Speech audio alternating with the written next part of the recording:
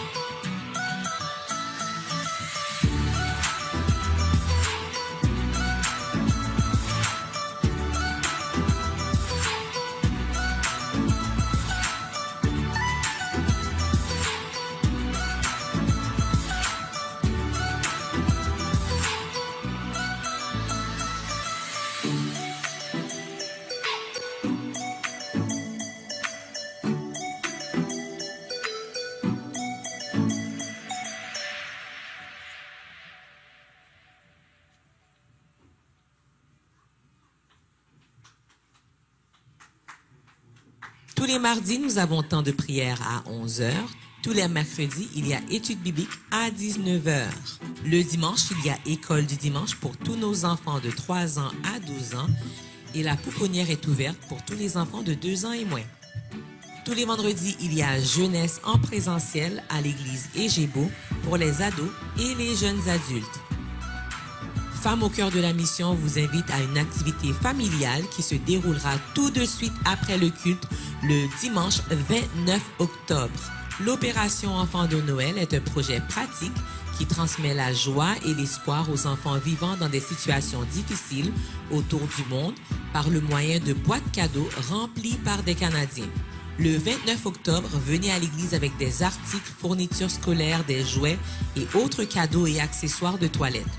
Pour plus d'informations et pour avoir une boîte, veuillez contacter les membres du comité FCM, soit Sœur Annie, Stéphanie ou Magali.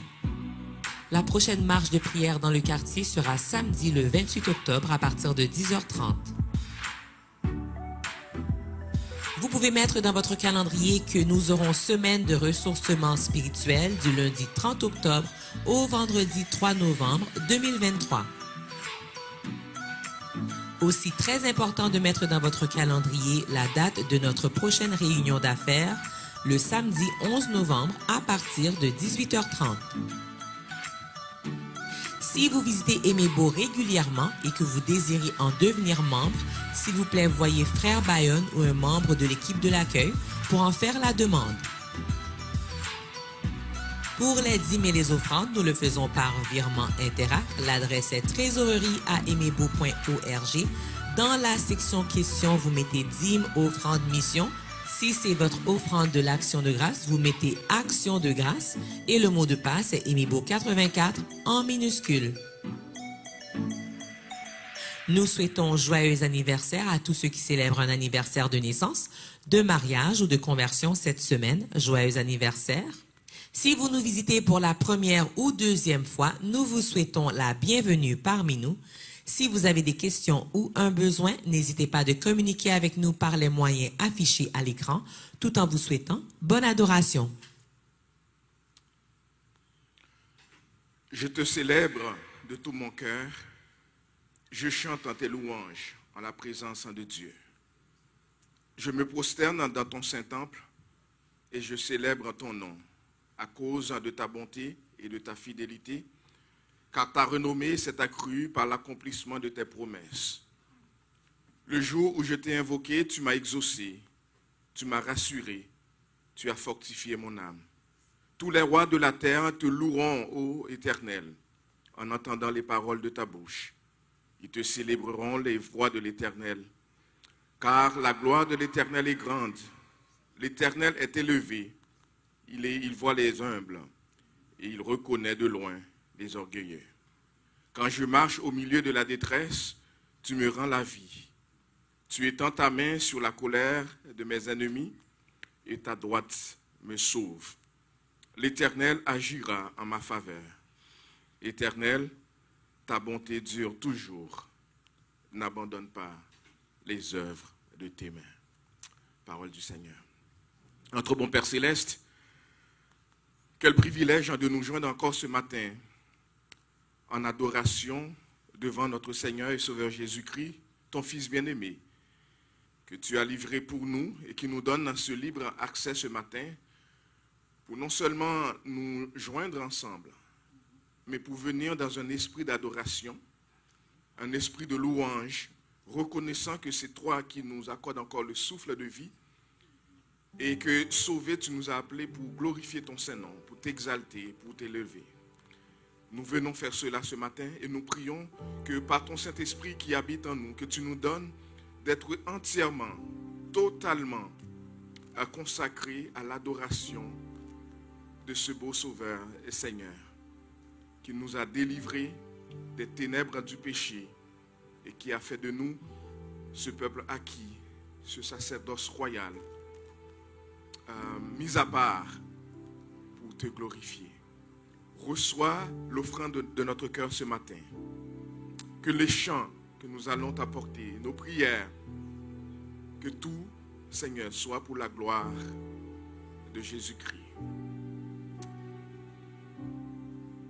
Envoie ton peuple en adoration et donne-nous cette disposition pour adorer, élever, exalter Jésus-Christ. Au nom de qui nous te prions et nous te demandons tout cela. Amen. Amen. Bonne adoration. Le Seigneur nous bénisse. Amen. Éternel, enseigne-moi ta voie. Conduis-moi dans le sentier de la droiture à cause de mes ennemis. Crée en moi un cœur pur et renouvelle un esprit bien disposé.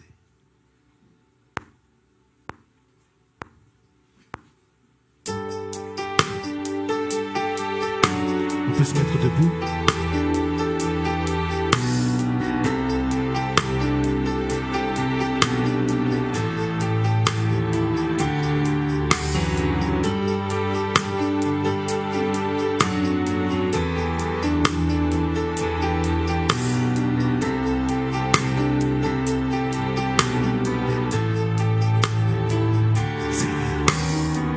Seigneur, viens animer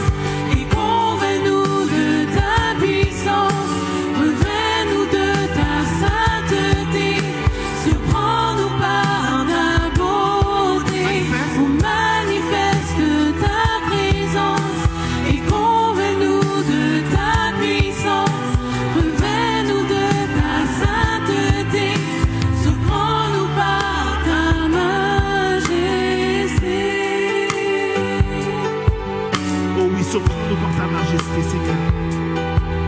Manifeste ta présence dans notre vie encore une fois. Surprends-nous par ta majesté. Viens ranimer le feu que tu as mis en nous, Seigneur. Crée en nous un cœur pur et renouvelle. Surprends-nous par ta majesté.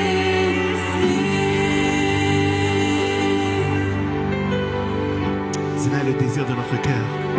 Éternel, enseigne-moi ta voix. Conduis-moi dans le sentier de la droiture.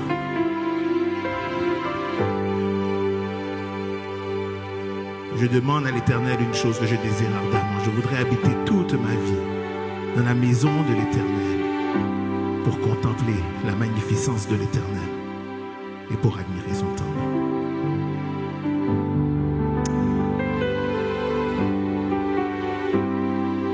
Peuple de Dieu, êtes-vous dans la joie ce matin d'être dans la maison du Seigneur? Voulez-vous voir Dieu se manifester encore une fois parmi nous ce matin? Alléluia. Nous allons continuer notre adoration en faisant la lecture du psaume 27.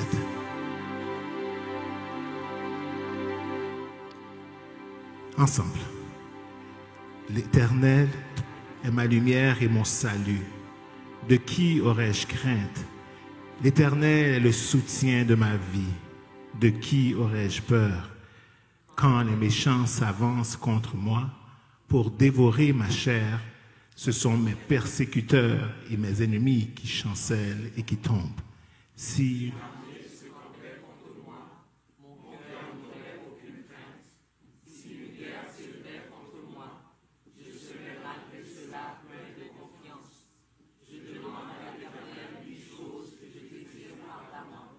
je voudrais habiter toute ma vie dans la maison de l'Éternel pour contempler la magnificence de l'Éternel et pour admirer son temple, car il me protégera dans son tabernacle au jour du malheur. Il me cachera sous l'abri de sa tente, il m'élèvera sur un rocher. Et déjà ma tête s'élève sur mes ennemis qui m'entourent. J'offrirai des sacrifices dans sa tente, et au son de la trompette, je chanterai, je célébrerai l'Éternel. Éternel, écoute ma voix. Je t'invoque, aie pitié de moi et exauce-moi. Mon cœur dit de ta part, cherchez ma face. Je cherche ta face, ô Éternel. Ne me cache point ta face. Ne me repousse pas avec colère, ton serviteur. Tu es mon secours. Ne me laisse pas. Ne m'abandonne pas, Dieu de mon salut. Car mon père et ma mère m'abandonnent, mais l'Éternel me recueillera. Éternel, enseigne-moi ta voie. Conduis-moi dans le sentier de la droiture à cause de mes ennemis. Ne me livre pas au bon plaisir de mes adversaires, car ils s'élèvent contre moi de faux témoins et des gens qui ne respirent que la violence. Oh, si je n'étais pas sûr de voir la bonté de l'Éternel sur la terre des vivants, espère en l'Éternel, fortifie-toi et que ton cœur s'affermisse. Espère en l'Éternel. Amen. Amen. Quel beau psaume de David où nous voyons David plein de confiance devant son Dieu. Il peut commencer le psaume 27 avec « De qui aurais-je crainte? L'Éternel est mon soutien, de qui aurais-je peur? Quand les méchants s'avancent contre moi pour me dévorer ma chair, ce sont mes persécuteurs et mes ennemis qui chancellent et qui tombent. » Nous voyons que David, comme on aime souvent dire ici à Imebo, on n'informe pas Dieu. Dieu est au courant de ce qui se passe dans notre vie. Mais comme un père a compassion de ses enfants, ce qu'il désire, c'est qu'on puisse venir à lui avec nos soucis, nos craintes.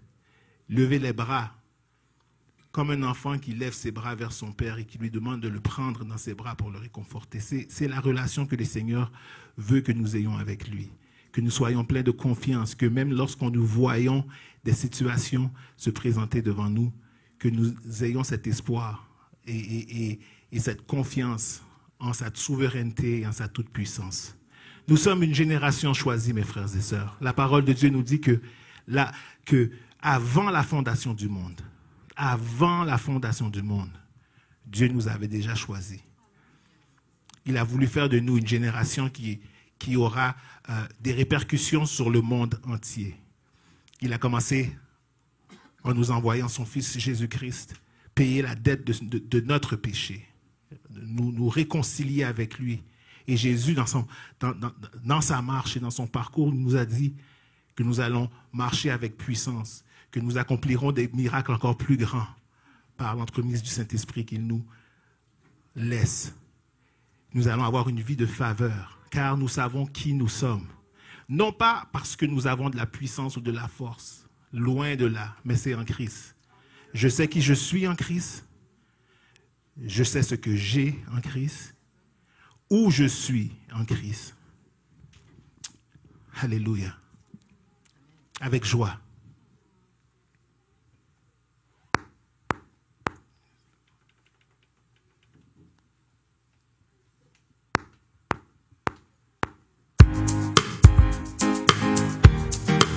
On peut taper des mains?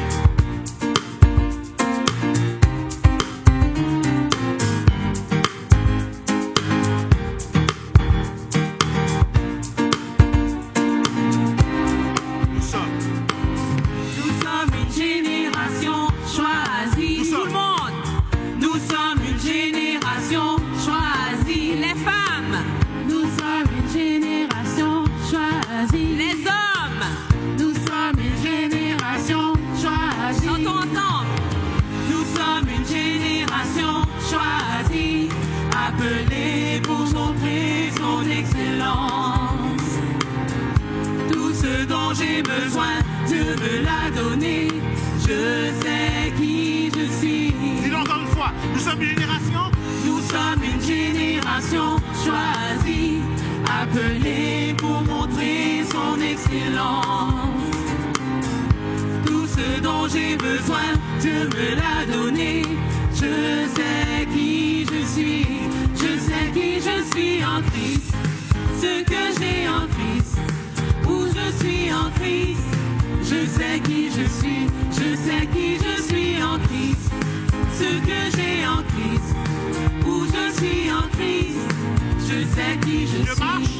Je marche avec puissance, j'accomplis des miracles, je vis une vie de faveur, car je sais qui je suis. Je marche avec puissance, j'accomplis des miracles, je vis une vie de faveur. Je sais qui je suis. L'armée de Dieu crie un cri haut.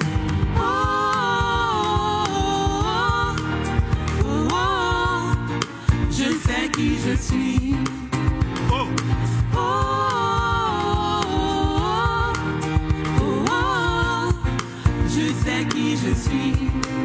Nous sommes une génération choisie. Nous sommes une génération choisie. Nos femmes.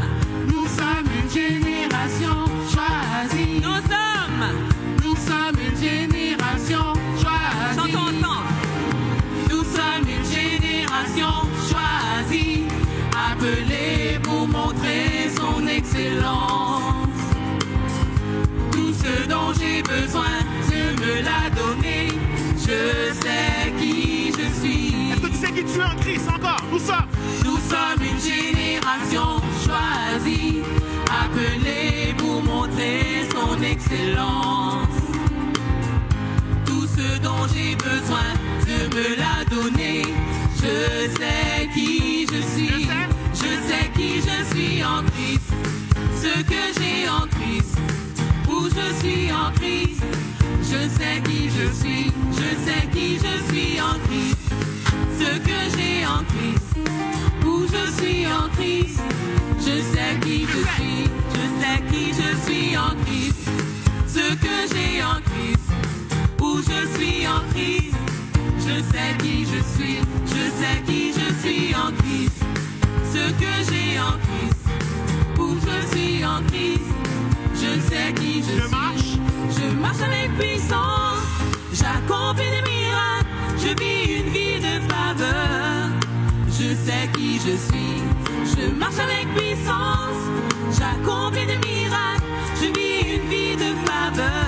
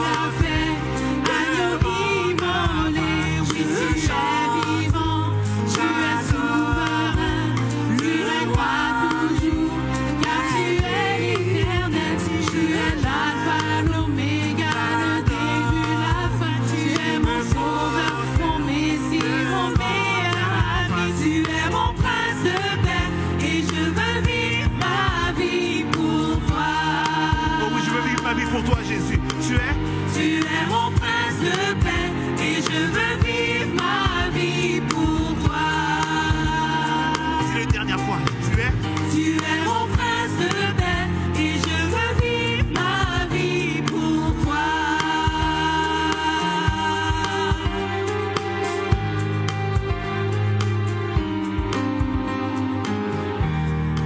Alléluia. Oui, tu es mon prince de paix. Je veux vivre ma vie pour toi, Seigneur. Merci, Seigneur. Oui, Christ, tu es ma seule fondation. Tu es le rocher de ma vie. Et Seigneur, quand tout autour de moi est détruit, je sais que je peux compter sur toi. En toi, j'ai mon appui. Pourquoi? Parce que j'ai mis ma foi en Jésus. Et je sais qu'il ne m'abandonne pas. Sa parole est solide et sûre. Et il ne me laissera jamais.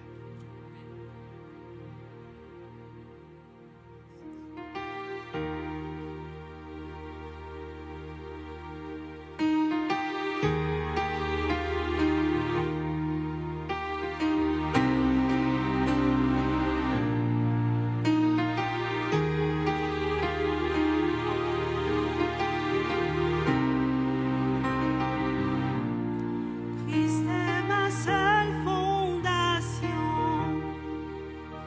le rocher de ma vie. Tout autour de moi est détruit. En lui est mon appui, car j'ai mis ma foi en Jésus. Il ne m'abandonne pas, sa parole est solide et sûre.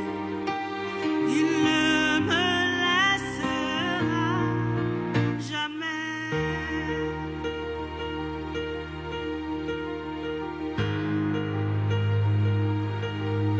Christ est ma seule fondation,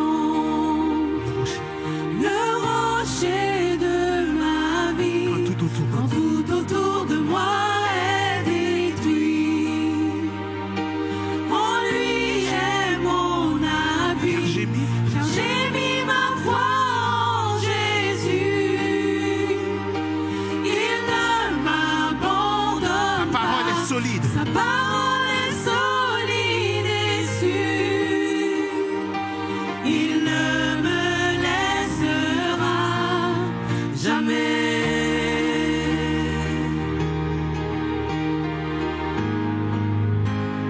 J'ai sa joie. J'ai sa joie dans le chaos. J'ai sa paix qui me soutient. J'ai sa paix qui me soutient. Je peux déposer mon fardeau, car il me tient dans sa main. J'ai bâti ma vie sur Jésus. Il ne m'abandonne. Il ne m'abandonne pas. Sa parole. Sa parole est solide et sûre. Il ne me laissera jamais. Jamais. Il ne faillira jamais. Il ne faillira jamais. Jamais. Jamais. Il ne faillira. Il ne faillira jamais. Il ne faillira jamais. Jamais.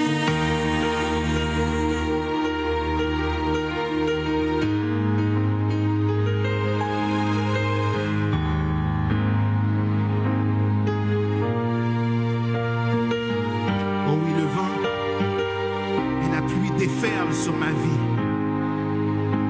Mais j'ai bâti ma maison sur Jésus-Christ. Le vent. La pluie déferle sur ma vie, mais j'ai bâti ma maison sur Jésus-Christ. Ils ont lancé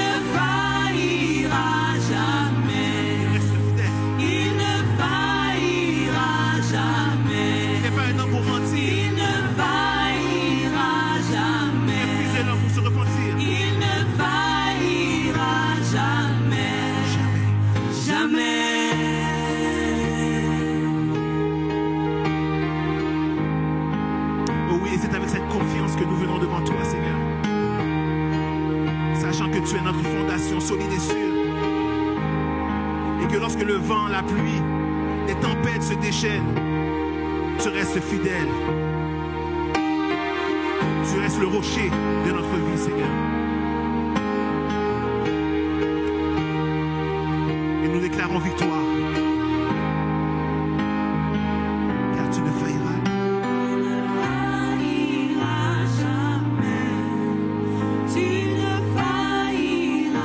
Pense à ta situation et dis.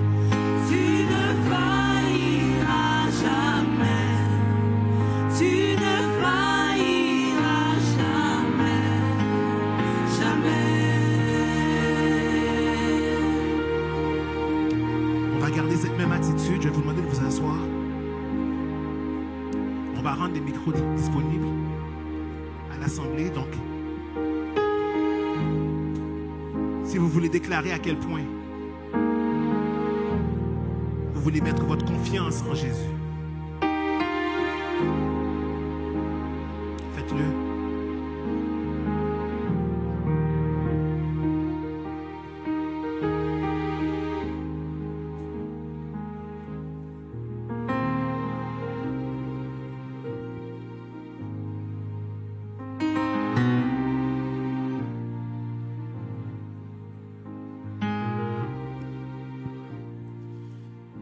Père Céleste, ce matin, nous voulons te dire merci de ce que tu nous rappelles, que tu nous failliras jamais. Notre cœur et notre chair, notre corps et notre santé, physique et mentale, peuvent se consumer. Mais toi, Éternel, tu seras pour nous toujours notre refuge et notre appui, notre secours qui ne manque jamais dans la détresse. Nous avons chanté que lorsque le vent et la pluie s'abattent sur nos vies, tu ne failliras jamais. Et ce chant nous rappelle aussi qu'ultimement, Seigneur, au jour où nous allons nous tenir devant toi et que le vent et la pluie examineront nos vies, que revêtus de la justice de Christ, nous pourrons tenir devant toi et entendre ta voix nous dire: bon et fidèle servant et serviteur, entre dans la joie de ton maître, Seigneur. Ce matin, nous prions donc, Seigneur, que au travers du temps que nous passons devant ta face, tu viennes nous rencontrer, que tu unisses nos cœurs pour craindre ton nom, que tu ouvres nos yeux pour voir des choses merveilleuses dans ta loi, que tu rassasies notre âme ce matin de ta bonté. Nous avons soif de toi, Seigneur. Nous avons besoin de toucher de toi, Père. Nous avons besoin que tu étendes ta main pour guérir, pour fortifier, pour restaurer et soutenir. Merci, Seigneur, de ce que tu fais la promesse que tu es là avec nous ce matin et que tu nous visites pour nous fortifier et nous bénir. Au nom de Jésus. Amen.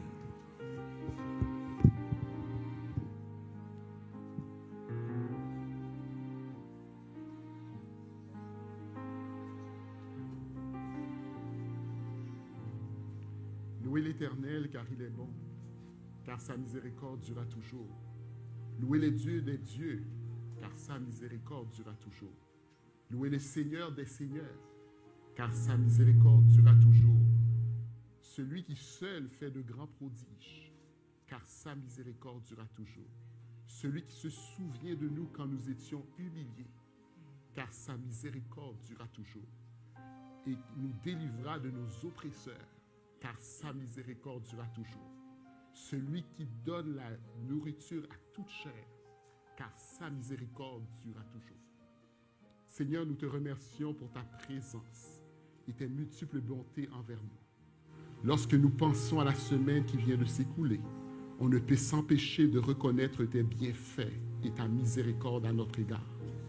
Oui, c'est de toi que nous vient la respiration, le mouvement et l'être. En toi, nous trouvons notre refuge. Et nous pouvons nous exclamer: oh, que ta fidélité est grande.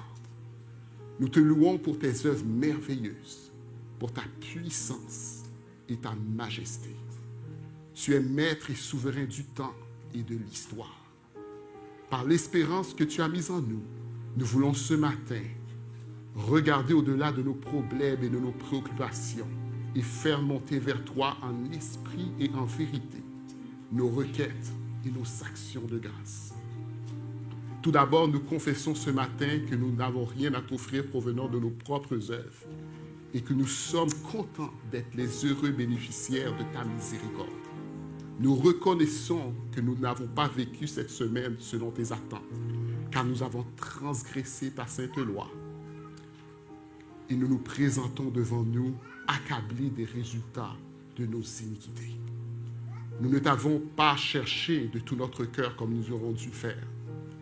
Les forces, la santé que tu as investies en nous ont été détournées pour accomplir nos propres priorités. Nous ne sommes pas souvenus de tes compassions afin de nous offrir comme des sacrifices vivants. Seigneur, nous avons laissé les distractions de ce monde nuire à l'action du Saint-Esprit dans nos vies. Nous avons été indifférents au sort réservé à ceux qui périssent sans te connaître. Père, daigne nous pardonner. Donne-nous la grâce de veiller sur nos voies et nous détourner de toute désobéissance. Par la foi, rends-nous triomphants sur nos faiblesses. Confirme les dons que tu as mis en nous, afin que nous puissions faire les œuvres que tu as préparées d'avance et utiles à ton royaume. Nous te rendons des actions de grâce pour le ministère du pasteur Gordon parmi nous. Malgré nos faibles moyens, tu nous as donné la capacité de manifester un amour riche envers ce serviteur polyvalent. Toi qui as toujours pourvu pour un mébo, nous sommes confiants que tu pourras combler l'espace créé par le départ du pasteur Gordon en suscitant d'autres serviteurs et servantes consacrés et propres à toute bonne œuvre. Entre-temps, nous continuons à prier pour nos dirigeants afin que tu continues à leur donner la joie dans leur activité, que tu puisses augmenter leur créativité, leur conviction dans leur appel et que tu leur donnes un cœur bien disposé pour servir le peuple. Donne-nous la paix. Donne-leur la paix qui surpasse l'intelligence. Bénis leur famille. Nous te rendons grâce que plusieurs d'entre nous soient toujours en mesure de te servir malgré la maladie et la souffrance. Nous savons que tu n'es pas indifférent à leur situation. Nous prions pour que tu continues à leur donner du courage et qu'ils espèrent en toi pour la guérison. Donne la paix à ceux qui attendent le résultat du médecin. Donne la paix à ceux qui sont accablés par des maladies mentales. Soulage ceux qui souffrent de douleurs chroniques. Renouvelle les forces de ceux qui sont fatigués et chargés et donne-leur du repos. Donne-nous la sagesse pour bien gérer notre santé physique avec une bonne hygiène de vie. Nous te prions pour la sœur Louise qui a perdu son père. Seigneur, je te prie de la fortifier, elle et sa famille, dans ce temps d'épreuve. Dans un monde où tout semble être à feu et à sang, nous reconnaissons que nous vivons dans ce pays une relative paix. Merci Seigneur pour ce bon pays qu'est le Canada. Nous comprenons que nous sommes dans la fin des temps et que ton retour est proche. Nous prions pour que tu renouvelles en nous le sentiment d'urgence face aux âmes qui sont loin de toi. Donne-nous d'être des instruments flexibles entre tes mains pour représenter ton royaume dans nos familles, dans notre travail, dans nos voisinages et jusqu'au bout de la terre. Pourvoir aux besoins des missionnaires que tu as envoyés dans les pays lointains servir dans des conditions difficiles. Protège aussi leurs familles. Fortifie nos frères et sœurs qui sont piégés dans des conflits. Nous avons une pensée pour les chrétiens de Gaza, de l'Ukraine, de la Chine, de l'Afghanistan et bien sûr de nos pays d'origine, Père éternel. Suscite en nous le fardeau de prier pour les autorités que tu as toi-même établies par ta souveraineté. Donne à nos gouvernements sagesse, discernement et surtout la crainte de ton nom pour qu'ils puissent prendre des décisions conformes à ta volonté afin que ton peuple puisse vivre paisiblement et en toute honnêteté. Nous sommes reconnaissants pour la protection que tu accordes à nos jeunes. Merci de continuer à les préserver du mal. Éloigne-les des mauvais conseils, de mauvaises relations. Donne-leur du discernement. Ne permets pas qu'ils aillent servir d'autres dieux que toi. Donne-leur la crainte de ton nom, qu'ils soient émerveillés par ta présence. Convainc de pécher ceux qui sont éloignés de toi et renouvelle leur disposition et redonne-leur une affection pour les choses d'en haut. Réponds à la prière de ceux qui sont seuls et envoie la bonne personne. Père éternel, nous te remercions pour toutes les ressources que tu as mises à notre disposition. Seigneur, nous te demandons que tu puisses donner intégrité, sagesse à ceux qui les reçoivent, Seigneur, de ton peuple, pour que nous puissions gérer ces ressources pour ta gloire et ton honneur. C'est toutes ces choses que nous voulons te demander dans le nom précieux de ton Fils Jésus. Amen.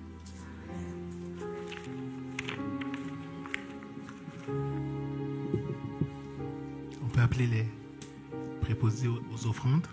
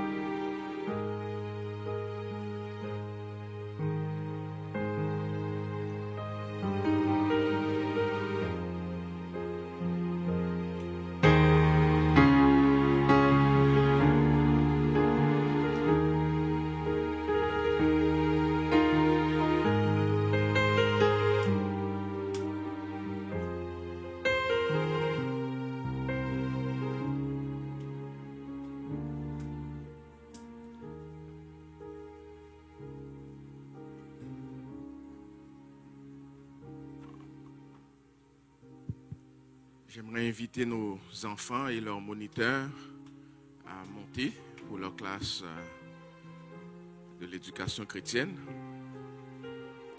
Tous nos enfants de 2 à 12 ans, de monter avec leurs moniteurs pour leur classe, s'il vous plaît.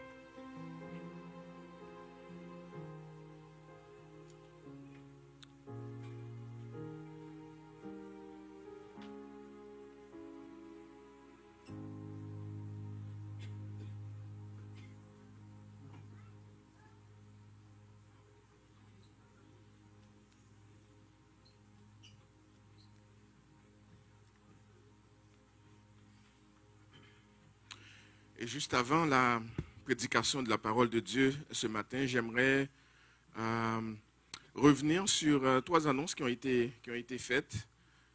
Juste insister sur ces annonces-là. D'abord, un remerciement à tous les comités, toutes les personnes impliquées dans la soirée organisée pour notre frère, Pasteur Gordon et son épouse. En passant, il nous a envoyé aussi une petite note pour demander d'adresser des remerciements. Ils ont bien apprécié, ils ont bien aimé. Et puis, merci à tous ceux, toutes celles engagées dans la préparation de cette belle soirée entre les 2 églises où notre frère a servi le Seigneur ensemble. On a aussi une annonce concernant le ressourcement spirituel qui a été faite. J'aimerais insister pour vous demander, membres et adhérents de l'Église, s'il vous plaît, inscrivez cela dans votre agenda. Ce n'est pas un événement qu'on fait pour les quelques personnes de l'Église qui n'auront rien à faire cette semaine-là. C'est un ressourcement pour tous les membres, les adhérents de l'Église. On vous attend. Ça va être ici tous les soirs, du lundi au vendredi. On va passer un temps ensemble dans la prière, dans la lecture de la parole de Dieu. Donc, on attend tous les membres de l'Église, tous les adhérents, si vous ne travaillez pas, de venir avec les enfants. On va s'arranger pour finir assez tôt, de manière à ce que les enfants puissent retourner. Mais on attend toute la famille de l'Église. La même chose pour la réunion d'affaires prévue pour le 11 novembre. En général, il n'y a que quelques membres qui viennent pour ces rencontres importantes. Donc, vous le savez déjà à l'avance. On l'annonce quelques semaines à l'avance. On vous attend. Ça va être ici. Et on va discuter les affaires de l'Église et vous donner en fait un rapport de les 6 premiers mois de notre année depuis la rencontre du mois de mars qu'on a eu ensemble. Donc on vous attend, on vous demande de...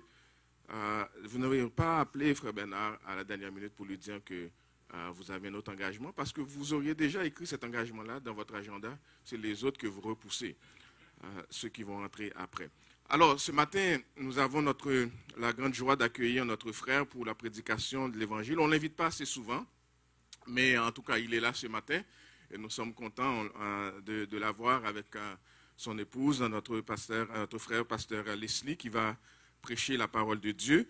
Et je vais lire le texte dans lequel il va utiliser pour la prédication de la parole, qui se trouve en Actes 27. La prédication portera sur les versets 20 à 44, mais je lirai quelques versets de ce passage nous préparant à la prédication. On va lire les versets 20 à 22, ensuite verset 35, ensuite les versets 42 à 44. Je lis pour nous. Le soleil et les étoiles ne parurent pas pendant plusieurs jours, et la tempête était si forte que nous perdîmes enfin toute espérance de nous sauver. On n'avait pas mangé depuis longtemps. Alors Paul, se tenant au milieu d'eux, leur dit « Ô hommes, il fallait m'écouter et ne pas partir de Crète, afin d'éviter ce péril et ce dommage. Maintenant, je vous exhorte à prendre courage, car aucun de vous ne périra, et il n'y aura de perte que celle du navire. » Verset 35. Ayant ainsi parlé, il prit du pain, et après avoir rendu grâce à Dieu devant tous, il le rompit et se mit à manger. Versets 42 et 44. Mais ils rencontrèrent une langue de terre où ils firent échouer le navire et la proue. S'étant égaré, resta immobile, tandis que la poupe se brisait par la violence des vagues. Les soldats furent d'avis de tuer les prisonniers, de peur que quelqu'un d'eux ne s'échappât à la nage. Mais le centenier qui voulait sauver Paul les empêcha d'exécuter ce dessein. Il ordonna à ceux qui savaient nager de se jeter les premiers dans l'eau pour gagner la terre, et aux autres de se mettre sur des planches ou sur des débris du navire. Et ainsi, tous parvinrent à terre, sains et saufs. Parole du Seigneur, que Dieu nous bénisse par la prédication de sa parole.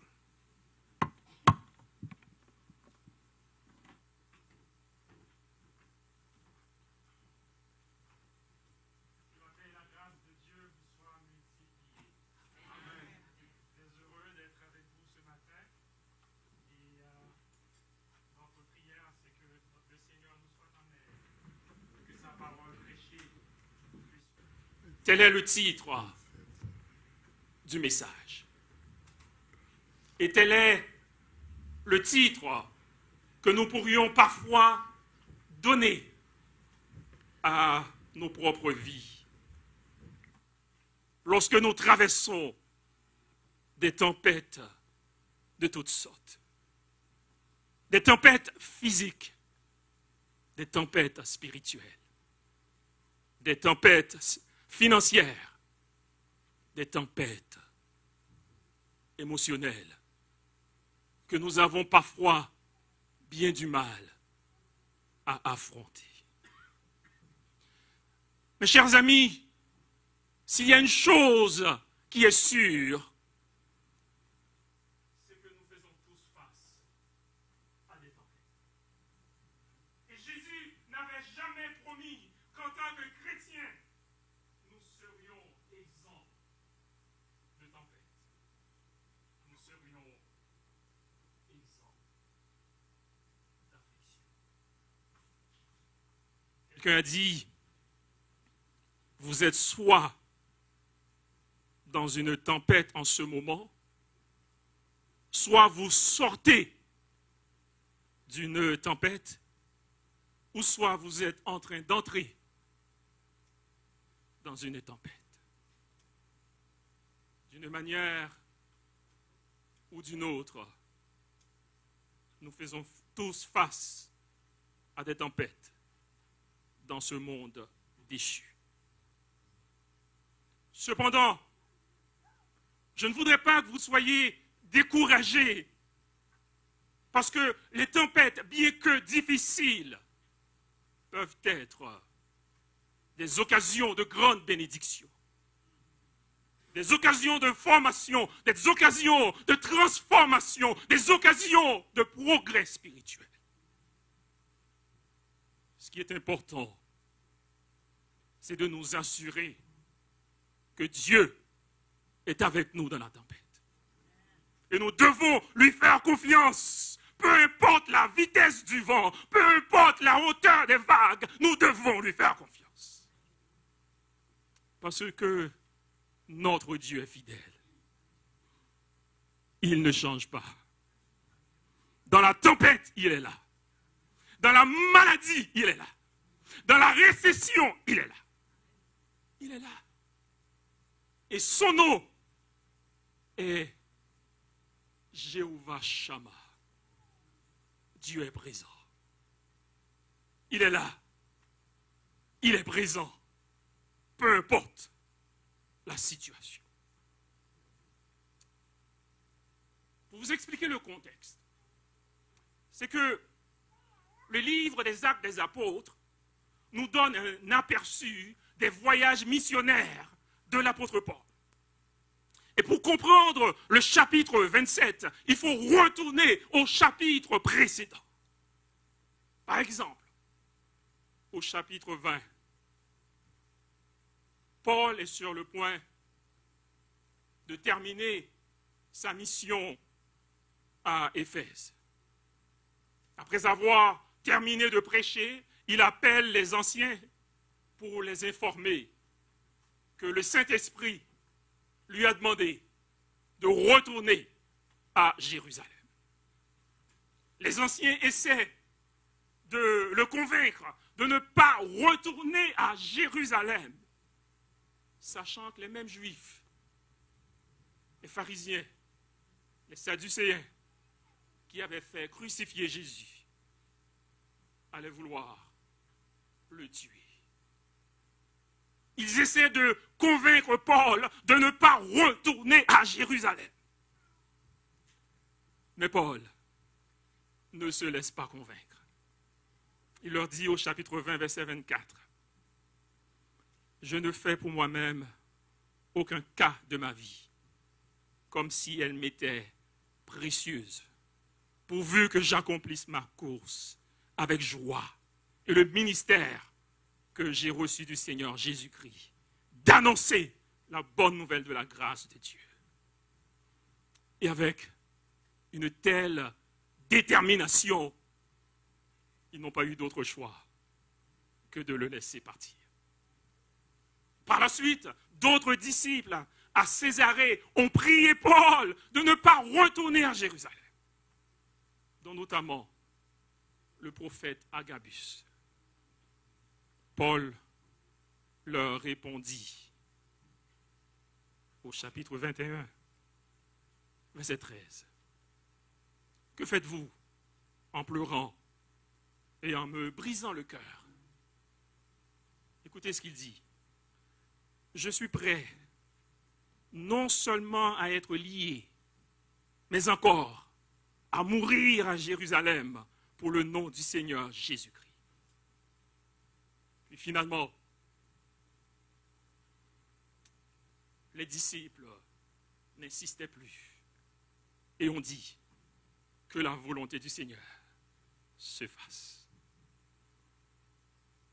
Maintenant, une fois arrivé à Jérusalem, Paul rencontre Jacques qui lui dit « Les Juifs ont appris que tu enseignes à tous les Juifs qui sont parmi les païens à ne pas circoncire leurs enfants et à ne pas se conformer aux coutumes. Ils disent que tu as violé la loi de Moïse et ils sont très fâchés contre toi. » Mais malgré cet avertissement, Paul décide quand même d'aller au temple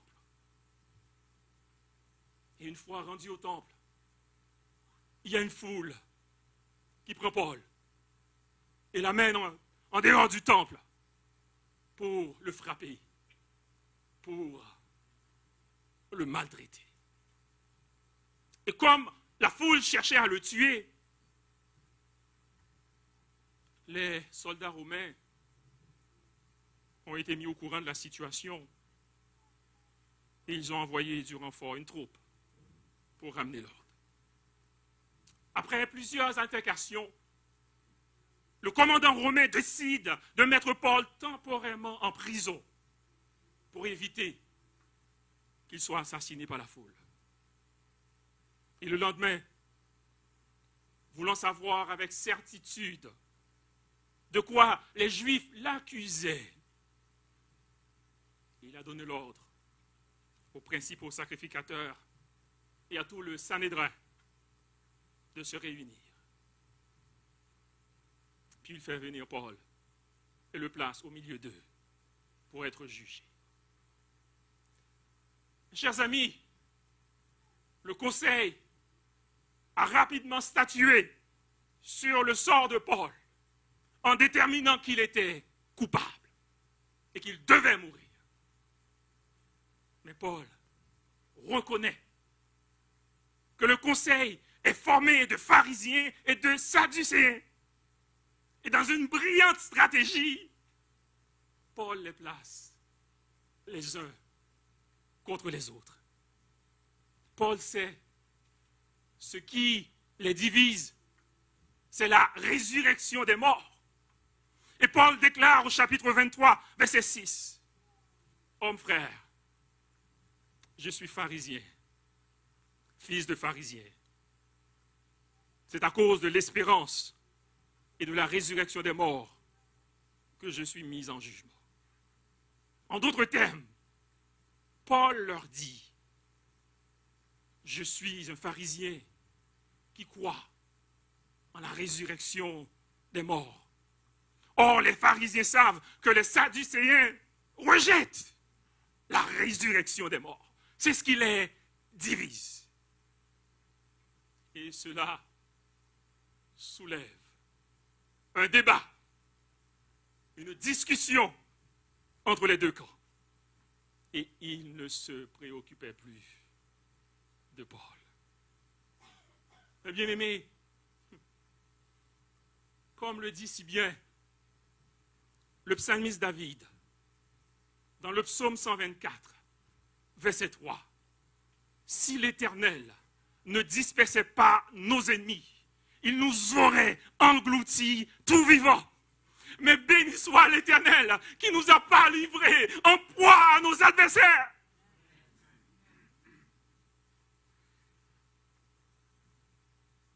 Parce que si l'Éternel n'était pas notre secours, notre âme serait bien vite dans la demeure du silence.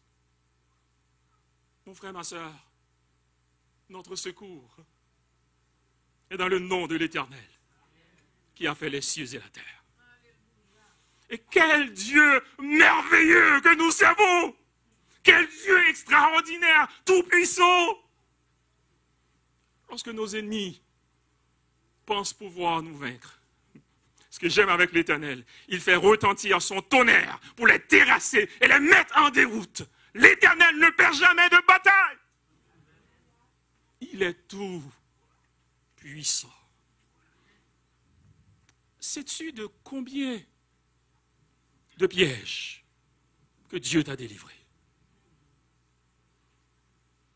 Sais-tu de combien de complots que Dieu t'a délivré? Complot au travail, préjugés à l'école, conspiration dans le voisinage, intrigue dans la famille. Mais grâce soit rendue à Dieu, nous ne sommes plus que vainqueurs.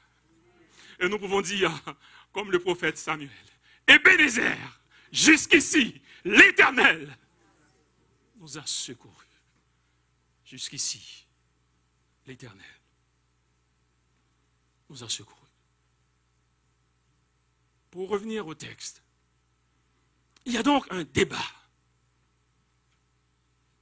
une dispute entre les pharisiens et les sadducéens, et ils ne se préoccupaient plus de Paul.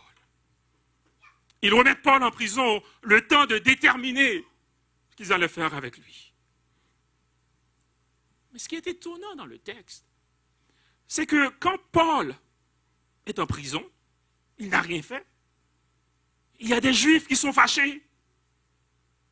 Pourquoi vous pensez? Parce qu'ils veulent sa mort immédiatement. Ils voulaient qu'il soit mort rapidement, tout de suite. Et plus de 40 d'entre eux se sont engagés à ne rien manger, ni boire, jusqu'à ce qu'ils aient tué l'apôtre Paul. Ils conspirent contre lui. Ils utilisent toutes sortes de stratégies pour atteindre leur objectif. Mais ce qu'ils ne savent pas, mes bien-aimés,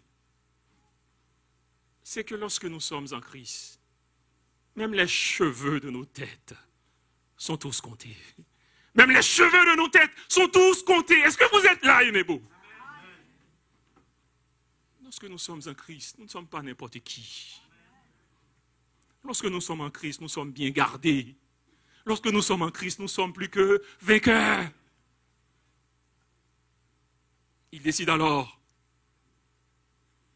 de demander au commandant romain de ramener Paul devant le conseil des Sanhédrins sous prétexte d'examiner son cas un peu plus en détail. Mais leur plan était de tuer Paul pendant qu'il serait en chemin. Mais le neveu de Paul a eu vent de la conspiration. Il est allé voir le commandant pour lui dire « Tu ne peux pas envoyer Paul au conseil parce qu'il y a une conspiration pour le tuer. » Et ce passage nous rappelle, quand l'ennemi projette de nous faire du mal, notre Dieu a toujours un plan de délivrance. Notre Dieu a toujours un plan de sauvetage. Non pas n'importe quel sauvetage, mais un sauvetage efficace, un sauvetage solide, un sauvetage sans faille. Puisque celui qui demeure sous l'abri du Très-Haut repose à l'ombre du Tout-Puissant. L'ennemi ne peut rien te faire si Dieu ne le permet pas. Calme-toi, relax. Comme dirait Pasteur Frankie, calmos. Dieu est en contrôle. Maintenant, ne pouvant pas envoyer Paul au conseil des Sanhédrins, le commandant décide alors d'envoyer Paul à Césarée pour être jugé par Félix. Et Félix, c'est le gouverneur qui avait remplacé Ponce Pilate. Félix va à Césarée. Et Paul va à Césarée et rencontre Félix pour son jugement. Les Sanhédrins portent plainte contre lui.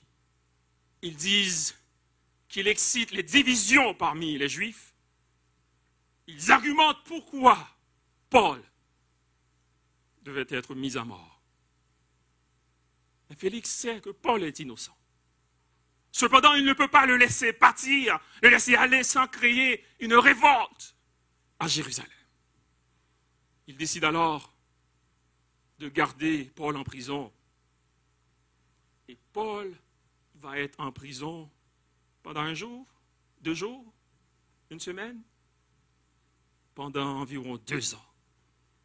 Et il croit qu'entre-temps, les Juifs vont oublier Paul. Et que cela donnerait un peu plus de temps aux proches de Paul pour lui donner de l'argent afin de le relâcher. Maintenant, alors que Félix attend pour recevoir de l'argent, il a été remplacé par un autre gouverneur qui s'appelle Festus.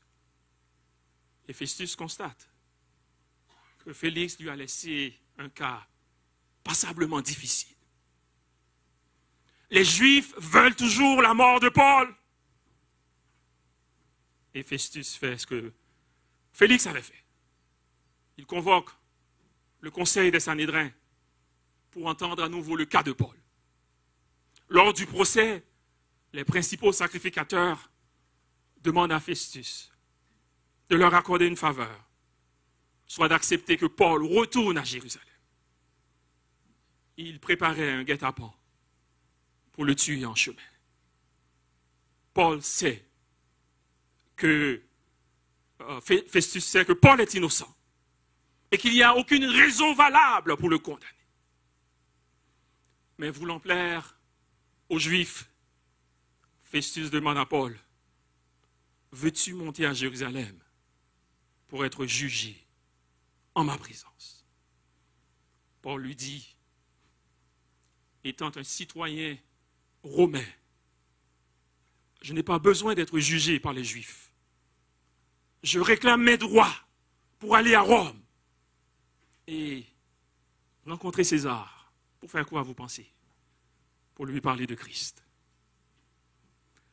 L'apôtre Paul n'a pas manqué aucune occasion pour parler de Jésus-Christ.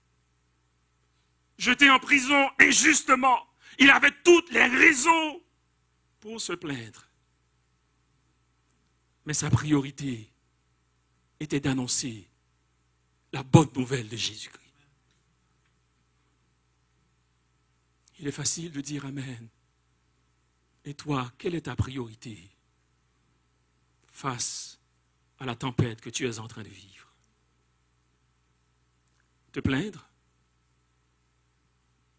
ou annoncer la bonne nouvelle de Jésus-Christ?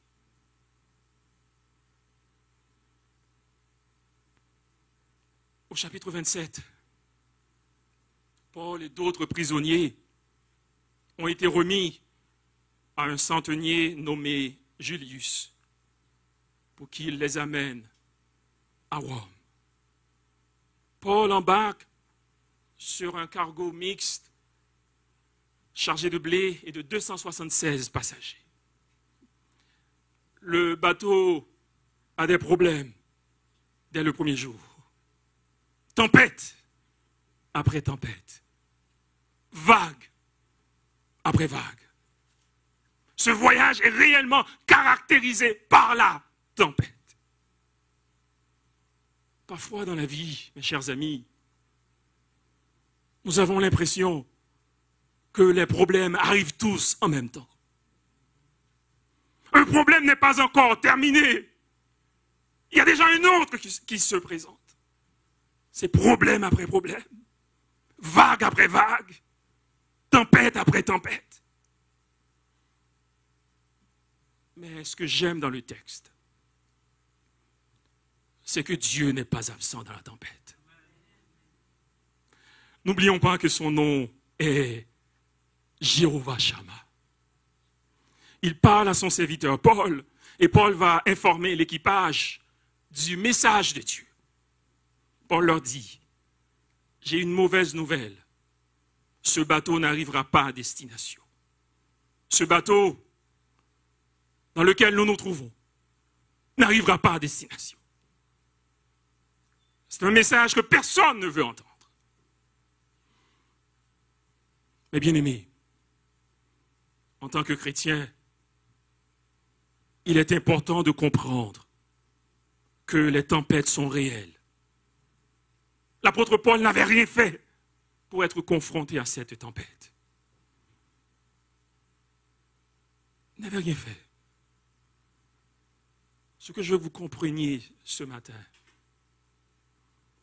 c'est que nous pouvons être bénis par Dieu et être en même temps confrontés à des tempêtes. Est-ce que vous êtes là? Nous pouvons être bénis par Dieu et être en même temps confrontés à des tempêtes. Ce n'est pas parce que tu es un enfant de Dieu que tu n'auras pas de tempête dans ta vie. Toutefois, il y a une différence majeure entre les croyants et les non-croyants. Ils font tous face à la même tempête. Toutefois, alors que les autres paniquaient, Paul avait une confiance inébranlable en son Dieu. Alors que les autres ne savaient plus quoi faire, Paul avait une confiance inébranlable en son Dieu. Parce qu'il sait que son Dieu est capable. Paul était tranquille. Parce qu'il savait que Dieu était avec lui. Au verset 23 à 24, il s'est tenu debout au milieu d'eux et leur a dit, « Un ange du Dieu à qui j'appartiens m'est apparu cette nuit et m'a dit, « Paul, ne crains point. Il faut que tu comparaisses devant l'empereur et Dieu dans sa bonté pour toi t'accorde la vie de tous ceux qui naviguent avec toi. » La tempête était réelle.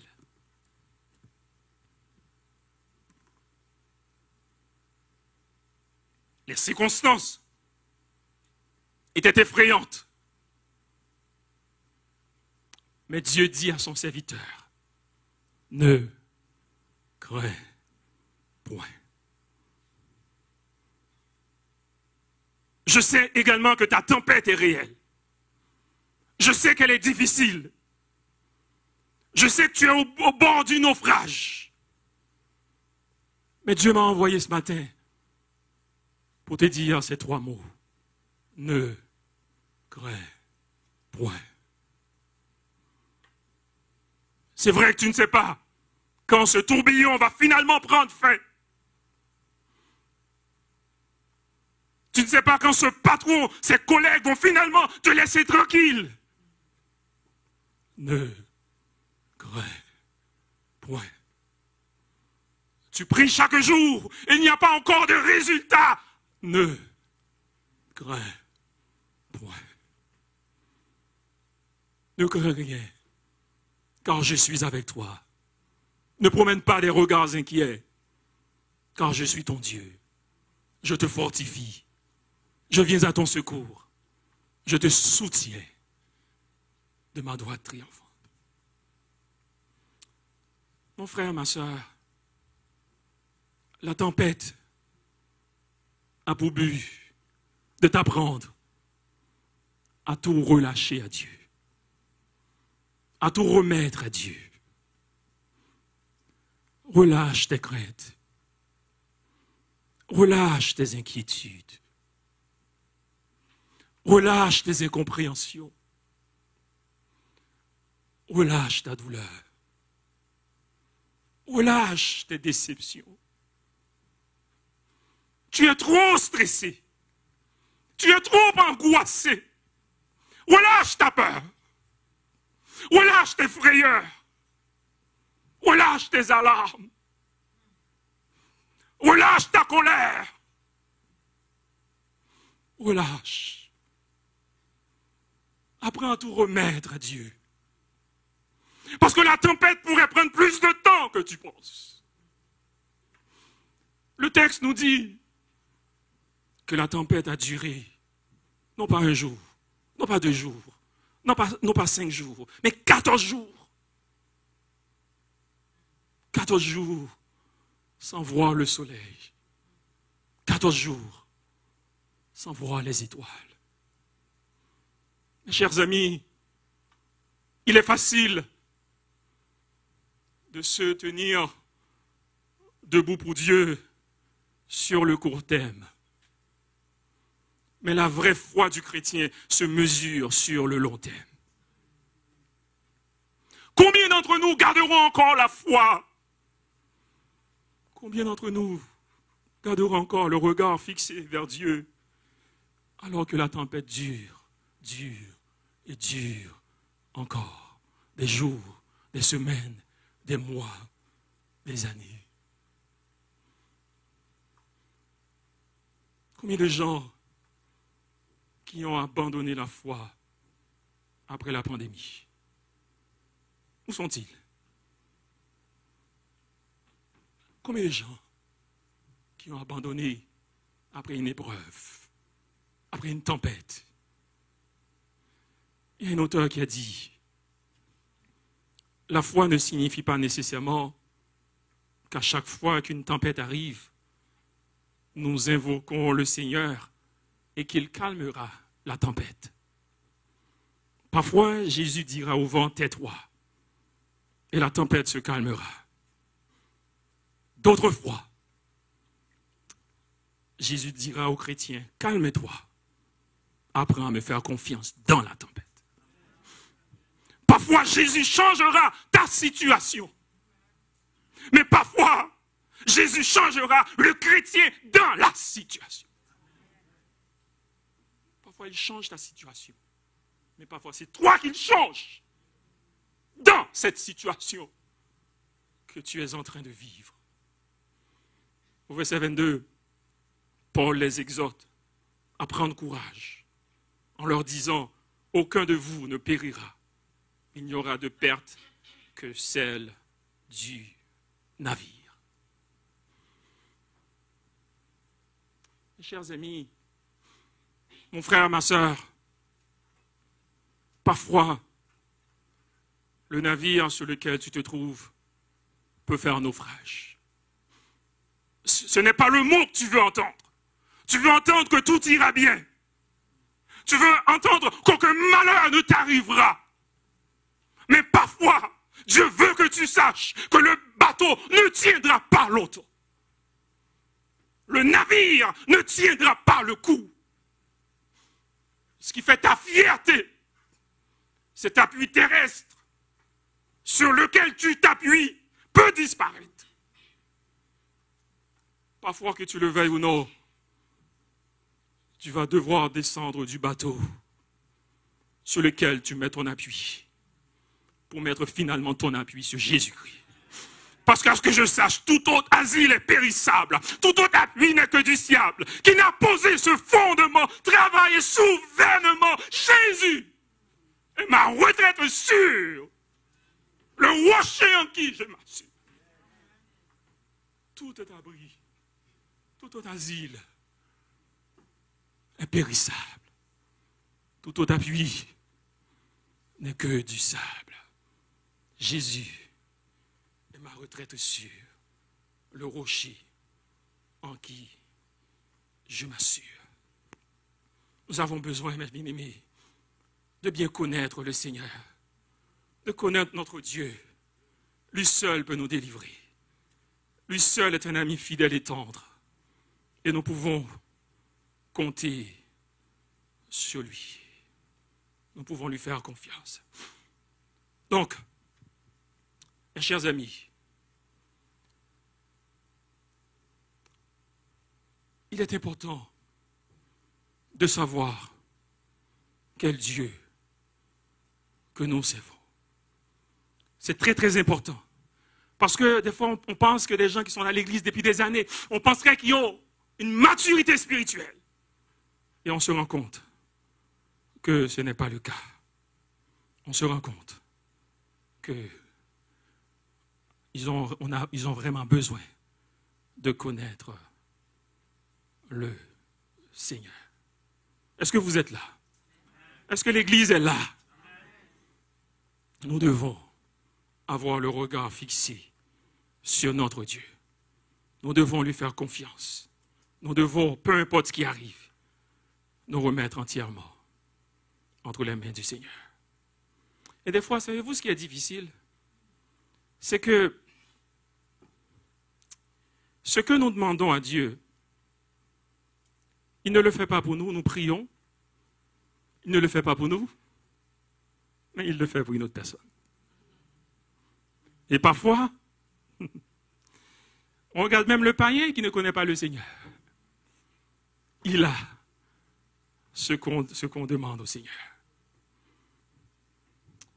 Est-ce que vous décidez, est-ce que vous allez continuer à faire confiance à Dieu? Il est souverain.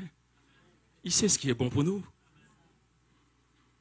Et aussi, personne sur le bateau ne pensait que le bateau allait couler. Si elle savait qu'il était pour couler, elle ne l'aurait pas pris, n'est-ce pas?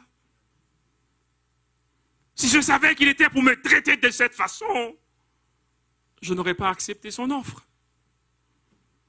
Si jeunesse savait, si vieillesse pouvait, si me connaît, toujours derrière. Mais nous devons savoir que Dieu connaît le passé, le présent et le futur. C'est pour cela que nous devons lui faire confiance. Nous devons accepter sa volonté. Nous ne comprenons pas toujours sa volonté, mais un jour nous comprendrons. Dieu nous aime. Il fait de bonnes choses pour nous. Vous savez quoi? Parfois c'est difficile de prier et de voir le bateau couler quand même. On passe des jours, des heures, des semaines, on jeûne de voir le bateau tomber en morceaux. C'est difficile. Cependant, Dieu n'avait pas seulement dit que le bateau s'écoulera, mais il avait dit que le bateau va s'écrouler, mais toi tu ne vas pas périr. Le bateau n'arrivera pas à destination, mais toi tu vas arriver à destination. Parce que la main de Dieu n'est pas sous le bateau, mais la main de Dieu est sur toi. Et c'est réconfortant de savoir que la main de Dieu n'est pas sous les choses que Dieu nous donne, mais la main de Dieu est sur nous, faisant en sorte que peu importe où je suis, Dieu est avec moi. Peu importe où je suis béni parce que Dieu est là avec moi.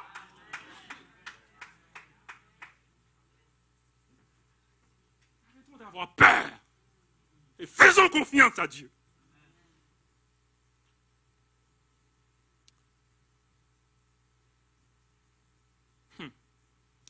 Maintenant, que faire lorsque le navire sur lequel nous nous trouvons s'écoule? Regardons ce qu'a fait l'apôtre Paul. Le verset 35 nous révèle que Paul prit du pain et après avoir rendu grâce à Dieu devant tous, il le rompit et se mit à manger. Comprenez bien le texte, mes bien-aimés. Au milieu de la tempête, Paul prend du pain et rend grâce. Savez-vous pourquoi cela est important? Je voudrais que vous compreniez la dimension profonde de l'action de grâce de Paul. N'oublions pas que c'est le Saint-Esprit qui lui avait demandé de retourner à Jérusalem. Et dès son arrivée à Jérusalem, il a été battu, maltraité, il a été mis en prison. En fait, Paul avait toutes les raisons d'être fâché contre l'Éternel. Toutes les raisons possibles. Mais Paul savait une chose, que je voudrais que vous sachiez également. C'est que le Dieu qui nous bénit, le Dieu qui nous permet d'accomplir des choses extraordinaires, c'est le même Dieu qui nous teste. C'est le même Dieu qui permet que nous fassions face à des tempêtes, à des épreuves. Conséquemment, pour le chrétien, les bénédictions et les tempêtes vont de pair. Les bénédictions et les tempêtes vont ensemble. Pendant que la tempête fait rage dans ta vie, je voudrais t'inviter à ouvrir tes yeux et à contempler tes bénédictions. Pendant que les tempêtes font rage dans ta vie, je voudrais t'inviter à ouvrir tes yeux et à compter les bienfaits de Dieu. Tu vas voir que tu es béni malgré la tempête. Tu vas voir que tu es béni malgré la maladie. Tu vas voir que tu es béni malgré la séparation. Tu vas voir que tu es béni. À ce que je sache, c'est Dieu qui te protège, n'est-ce pas? À ce que je sache, ton nom est inscrit dans le livre de vie. À ce que je sache, c'est Dieu qui te donne la vie. Rends des actions de grâce à Dieu. Parce que Dieu est fidèle. Je ne peux pas regarder seulement ce qui ne va pas. Je ne peux pas regarder seulement le côté négatif de ma situation. Mais en comptant les bienfaits de Dieu, je vois que je suis béni. En comptant les bienfaits de Dieu, je vois que Dieu a fait de grandes choses dans ma vie. Il a fait, il fait et il fera encore des choses extraordinaires dans ma vie. Dieu n'a pas terminé avec moi. Il a encore des plans, il a encore des projets, il a encore des choses qu'il veut faire dans ma vie. En comptant les bienfaits de Dieu, je me rends compte que je suis béni. Je suis béni par la grâce de Dieu.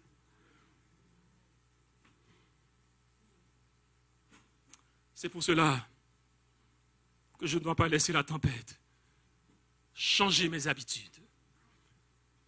Laisser la tempête changer mes comportements de vie de prière. Tempête ou non, je rends grâce à Dieu. Problème ou non, je rends grâce à Dieu.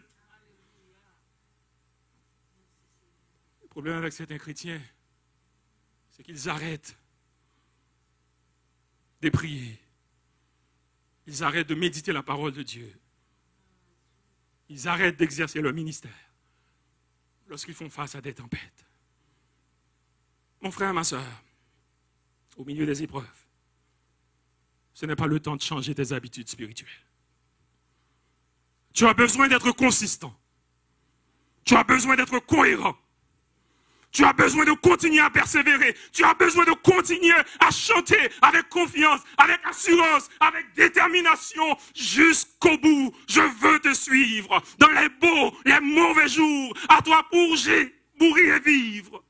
À toi Jésus, pour toujours. Sache que Dieu prendra soin de toi. Dans le chemin jusqu'à la fin. Il prendra soin de toi. Dans les jours de l'adversité, il prendra soin de toi. Lorsque pour toi tout est danger, Dieu prendra soin. Sois sans alarme. Sois sans frayeur. Dieu prendra soin de toi. N'arrête pas de prier. N'arrête pas d'adorer Dieu. N'arrête pas de témoigner. N'arrête pas de servir le Seigneur. N'arrête pas de lire ta Bible. N'arrête pas de rendre des actions de grâce à Dieu. N'arrête pas de donner ta dîme. N'arrête pas. Dieu prendra soin de toi. Vous savez quoi? Ça, c'est très important de le comprendre. Satan sait qu'il ne peut pas nous enlever. Il ne peut pas t'enlever la vie éternelle. Mais le désir de Satan, c'est de t'amener à vivre une vie misérable. Satan se réjouit lorsque tu es angoissé, lorsque tu es exaspéré, lorsque tu es ébranlé, lorsque tu es découragé. Satan devient victorieux quand la tempête change ton caractère, quand la tempête change ta personnalité, quand la tempête change ton enthousiasme, quand la tempête change ta joie. On te regarde et ce n'est plus la même personne. Tu es amer, tu ne vis plus, tu es rempli de colère, de haine, tu as perdu la joie du salut, tu as perdu la joie de vivre. Et Satan prend plaisir quand tu mènes une vie pitoyable, déplorable, lamentable. Une vie d'une personne qui n'a pas d'espérance. Ma question pour toi ce matin, est-ce que ton Sauveur est vivant? J'ai l'impression qu'il est mort. Est-ce que ton Sauveur est encore vivant? La Bible dit que Paul rend grâce en présence de tout le monde.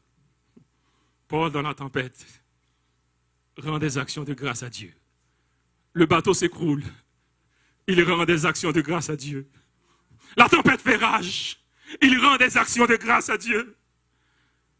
Parce que Paul avait pris la décision, peu importe la situation, qu'il rendait des actions de grâce à Dieu. Peu importe les circonstances, qu'il rend et qu'il rendait des actions de grâce à Dieu. Pour terminer, le bateau dans lequel il prenait place s'est fracassé et n'a pas pu les amener à destination. Ce qui est étonnant dans le texte, c'est que le bateau s'est fracassé Mais les 276 passagers sont tous arrivés à bon port, alors qu'ils auraient dû mourir. Les hommes sur le bateau ont été sauvés parce que Paul était avec eux. Au jour du jugement, tu ne pourras pas être sauvé par procuration. Ton père, ta mère, tes enfants, tes proches ne pourront pas te sauver. Il te faut accepter personnellement le salut offert en Jésus-Christ. Je t'invite aujourd'hui même à donner ta vie à Jésus-Christ. Nous avons vu dans le texte que les passagers du navire avaient perdu toute force et tout espoir d'être sauvés dans cette tempête. De la même manière, dans nos vies, mes bien-aimés, face à certaines tempêtes, nous pouvons avoir l'impression qu'il n'y a plus aucun espoir. Nous n'avons plus la force de continuer à nous battre contre cette tempête qui nous a épuisés au plus haut point. Si vous faites face à une tempête qui vous tracasse, qui vous ébranle, laissez-moi vous dire que vous êtes à la bonne place. Vous êtes à la maison de Dieu, la maison d'adoration et de prière. L'apôtre Paul, l'apôtre Pierre nous exhorte dans 1 Pierre 5, verset 7, à nous décharger sur Dieu de tous nos soucis, car lui-même prend soin de nous. Alors que nous allons entendre le cantique, Dieu fidèle, tu ne changes pas, je t'invite à venir en avant. Et l'équipe pastorale va prier pour toi.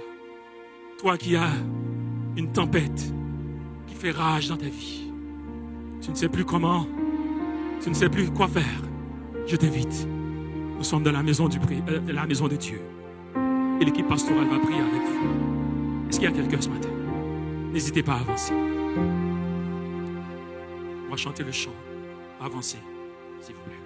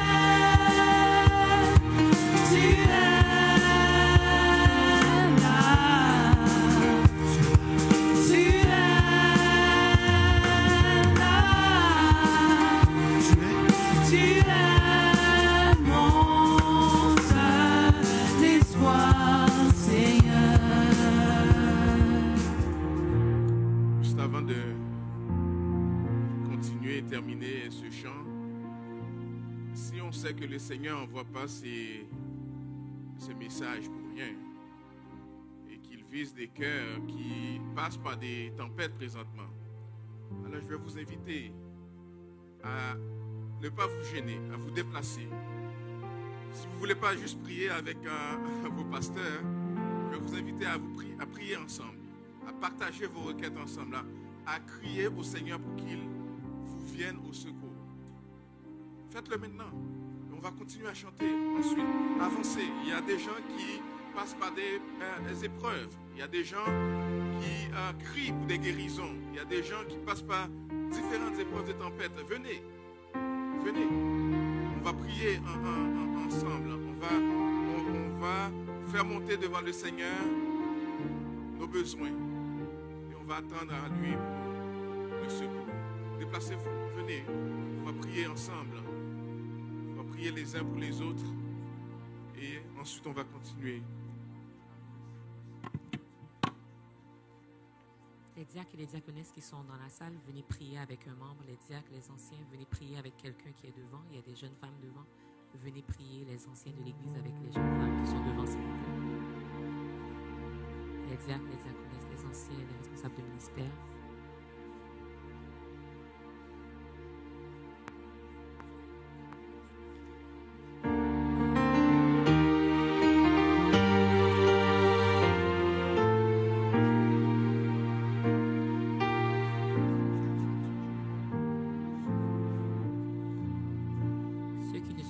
Vous pouvez prier là où vous êtes. Priez pour un frère, priez pour une sœur, priez pour votre situation. Priez pour la personne à côté de vous. Prions.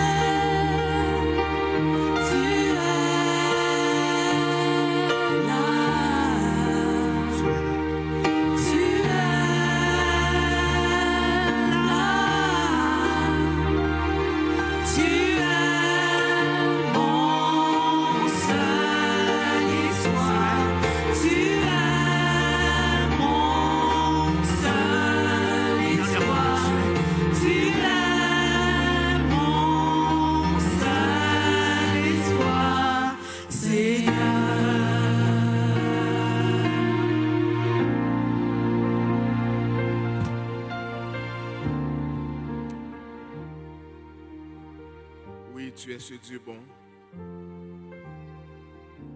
ce Dieu fidèle, ce Dieu infiniment grand, éternellement puissant. Tu n'es limité par rien. Et ta parole nous dit ce que ta bouche dit. Ta main l'accomplit. Merci d'avoir dirigé ce culte selon ce que tu veux. Nous l'avons commencé en appelant à ton secours. Tu as envoyé ton secours. Tu as parlé. Tu nous as enseigné. Tu nous as secoués. Et nous te remercions. Nous prions que le nom de Jésus soit glorifié. Seigneur, va toucher et continue de le faire. Tous ceux qui sont rentrés ce matin avec un fardeau. Il y en a qui ont arrêté de prier parce qu'ils ont dit, ça fait des années que je le fais, mais le Seigneur n'a toujours pas répondu. Qui ont abandonné. Il y en a qui ont demandé de la délivrance et qui, parce que des mois, des années sont passés, qui ont cessé. Et tu viens de leur dire que tu n'abandonnes pas ceux qui sont à toi. Tu n'abandonnes pas un chemin. Et que des fois tu choisis de transformer les cœurs même au sein de la tempête. Il y en a qui passent par des épreuves, des maladies. Il y en a qui ont des sujets de prière devant toi. Il y en a qui attendent pour que tu envoies un conjoint, une conjointe. Et qui avancent en âge, qui sont en train de désespérer. Et tu leur as dit de compter sur toi. Il y a des jeunes qui désespèrent. Et ce matin, tu leur rappelles que le secours est en toi. Alors fais-le, Seigneur, pour la gloire de ton Saint-Nom. Et nous reviendrons dans ce lieu d'adoration et de louange. Reconnaître que, oui, en cette journée où nous avons tout mis à tes pieds, où nous avons décidé de tout remettre à toi, nous avons décidé de compter sur toi plutôt que sur nos propres moyens. Tu avais répondu et nous reviendrons en action de grâce devant toi. Seigneur, fais-le. Fais-le pour la gloire de ton Saint-Nom et pour notre bénédiction à chacun. C'est notre prière devant toi, au nom et par les mérites de Jésus, notre bien-aimé Sauveur et Seigneur, qui vit et règne au siècle des siècles. Amen. Que le Dieu de paix, qui a ramené d'entre les morts le grand pasteur des brebis par le sang d'une alliance éternelle, notre Seigneur Jésus, vous rende capable de toute bonne œuvre par l'accomplissement de sa volonté, et fasse de vous ce qui lui est agréable, par Jésus-Christ, auquel soit la gloire, au siècle des siècles. Amen. Allez dans la paix du Seigneur, que Dieu vous bénisse abondamment.